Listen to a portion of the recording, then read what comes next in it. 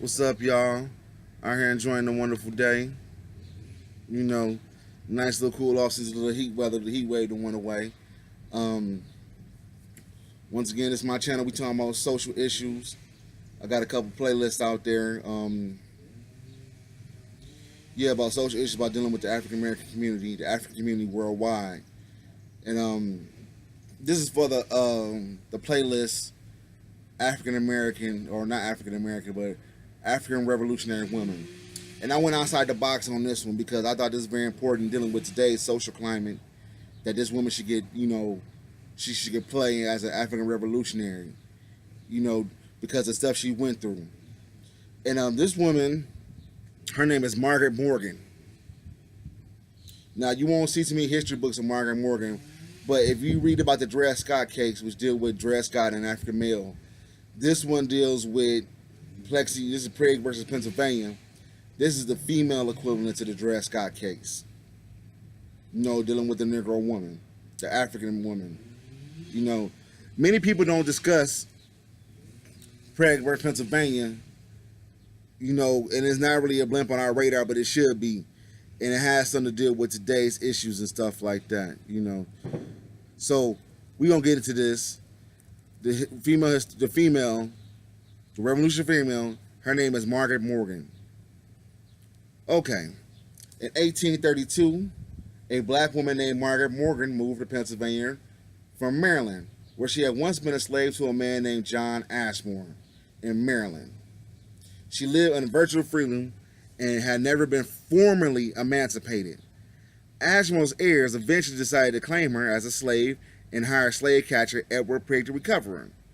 On April 1st, 1837, Priggs led an assault and abduction of Morgan in York County, Pennsylvania. He took Morgan to Maryland, intending to slay her as a slave.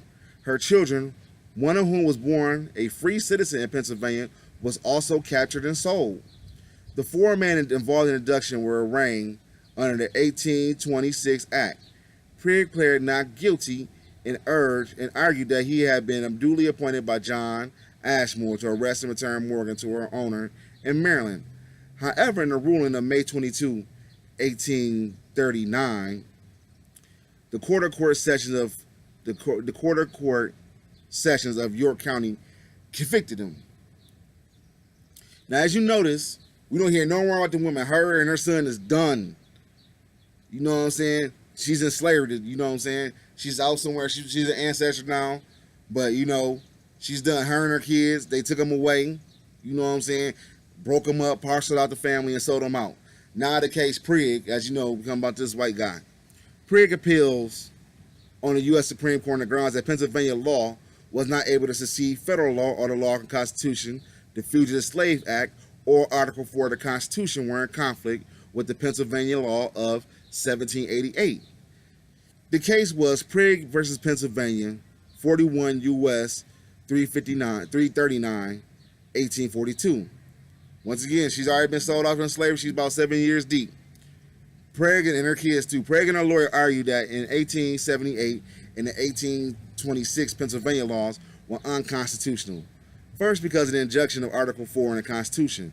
No person held to service or labor in one state under the law was therefore escaping to another, so the consequence of any law or regulation dare be discharged from service or labor, and shall be delivered up upon claim of the party to whom service or labor may be due. Second, because of the exercise of the federal legislation, such as undertaken by Congress in an act passed of February 12, 1793, supersedes any state law. As a consequence, they argue that in 1788, Pennsylvania law and all its provisions applicable to this case should be voided. The question whether Pennsylvania law violated the Constitution guarantee of the fugitive slave return in the 1793 Act of Congress passed to implement. The decision writing for the court, Justice Joseph Story reversed the conviction and held that Pennsylvania law was unconstitutional, and in denial of both the rights of the slaveholder, and as a denial of both the rights of the slaveholder to recover the slave under Article 4 and of the federal fugitive slave law of 1793, which trumped state law per the Supremacy Clause. 6 justices wrote separate opinions. Story ruled that Pennsylvania law was unconstitutional, but his opinion left the door wide open for states to prevent other states' officials from cooperating in return of fugitive slaves. As authority so conferred on the state magistrate to deal with runaway slaves, while the difference of opinion has existed and may exist still on the point, in different states where states magistrates are bound to act under it, none is entertained by the court that the state's magistrate may, if they choose, exercise authority unless prohibited by the state legislation. However, state laws cannot interfere with the slave owner's rights to go into another state and recapture a fugitive slave by private action, as long as no breach of the peace was committed.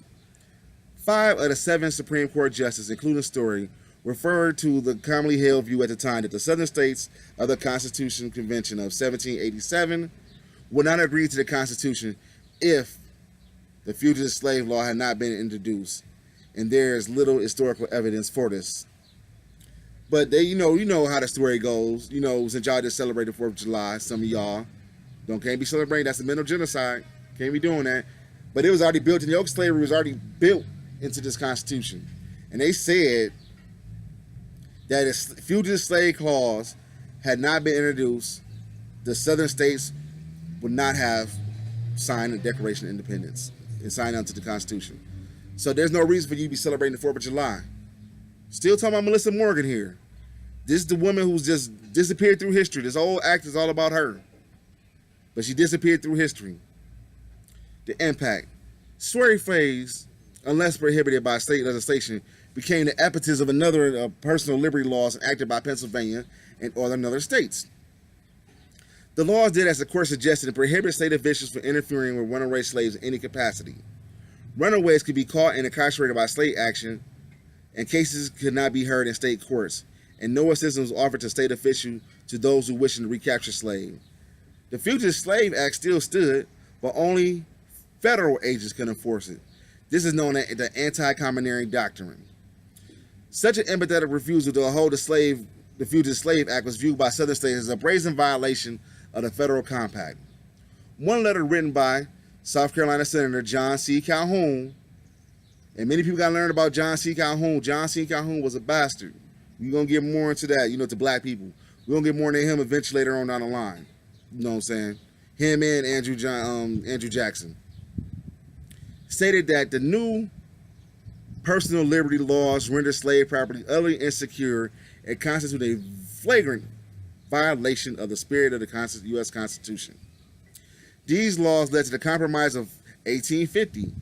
California can enter the Union as a free state, but the North had to allow federal officials to enforce the Fugitive Slave Acts within their own border. In avoiding one crisis, the court had prepared the way for a greater one. By discouraging the state cooperation of fugitive slaves, Priggs' decision undercut the Fugitive Slave Act of 1793, making a more stringent act of 1850 necessary in the eyes of slave supporters. The South had been forced to look at the federal government for the national solution, and the court had pledged itself in advance to support such solution, despite the fact that many in the North would certainly be mobilized against it. In addition, people began to believe that the court was uniquely qualified to soothe the growing agitation over slavery. On the other end of the political spectrum, the Liberty Party formed in 1843, adopting in advance of the 1844 election, condemned Priggs versus Pennsylvania, a condition as nullifying habeas corpus for blacks, and take away the whole legal security of their personal freedom. So, remember, we're still talking about Morgan here, Margret Morgan. She didn't have no habeas corpus. So when you see stuff that's going on, now let's fast forward to today. Now you see stuff that's going on the border, and you see separation of kids. They do get habeas corpus. They do get time in court. It was just straight kidnapping, baby. So there's no comparison to the conditions that people try to tell you, well, what they're going on the border is like slavery. No, it's not. Any black leader that says that to you, you bring up this right here, Priggs versus Pennsylvania. She didn't have no court date. She was sold, her and her kids were sold like that on the auction block. No sorry, no. The whole court case is about her, but you don't even hear her name. The whole court case is about this woman, Margret Morgan, you know, who moved to Pennsylvania in 1832, and you don't hear nothing about her name. That's why I had to give her a spot and a shout out, you know what I'm saying, on an African revolutionary. A woman who's lost during an African woman, an African queen, an African ancestor who was lost through history, through neglect on our part.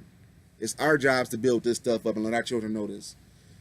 So if we don't know this, which a lot of people don't, this is a sister case, what I call a sister case of Dred Scott, dealing with the females.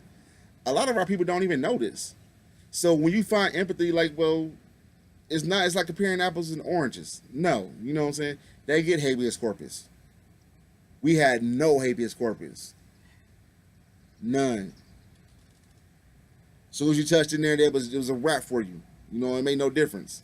Anywhere in the United States. It was built in the U.S. Constitution. So there's no need to be celebrating and partaking in your enemy's holidays. Anyway, this is the kind of stuff we study about. Subscribe. You know, subscribe to the channel. We're going to have a whole lot more of this. You know, on African history, they don't really talk about that we should know. But if we knew this history, we could have more of a self-interest in what's going down there on the border.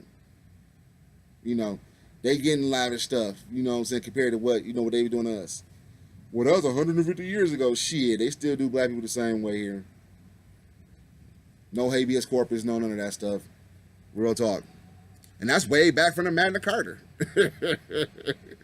We ain't never got these rights and privileges like that. So, like I said before, subscribe to the channel. You know, leave your comments, subscribe. Hey, you know, y'all have a blessed day. Hey, remember, like the ancestor Patrice Lumumba said, even though Belgium, you know what I'm saying, Brussels and Paris and Washington control the pen, we control the pen now. We control that. This is an institution. If you don't know your past shape your future.